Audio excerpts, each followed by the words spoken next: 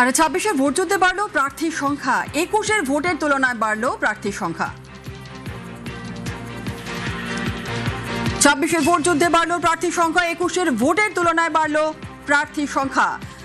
সোমরাজ রয়েছে আরো এই বিষয় নিয়ে জানাবে। সোমরাজ, 26-এর ভোট যুদ্ধে বাড়লো প্রার্থীর সংখ্যা, কত বাড়লো প্রার্থীর সংখ্যা?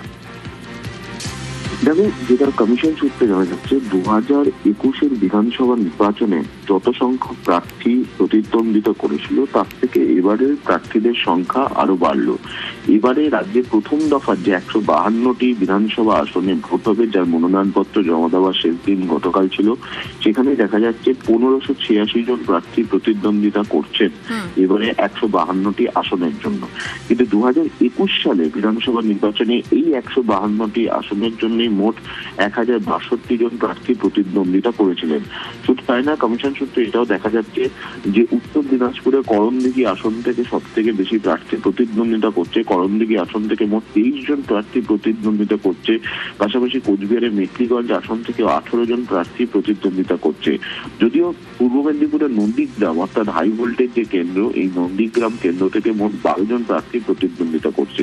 সেক্ষেত্রে 152টি বিধানসভা আসনের যদি প্রথম দফার তুলনামূলক বিশ্লেষণ করা হয়, তাহলে 2021 সালের তুলনায় এবারের বিধানসভা নির্বাচনে প্রার্থীদের প্রতিদ্বন্দ্বিতার সংখ্যা বাড়লো এবং দেখা যাচ্ছে 1586 জন প্রার্থী এবারে এই 152টি আসনের জন্য প্রতিদ্বন্দ্বিতা করতে চলেছে।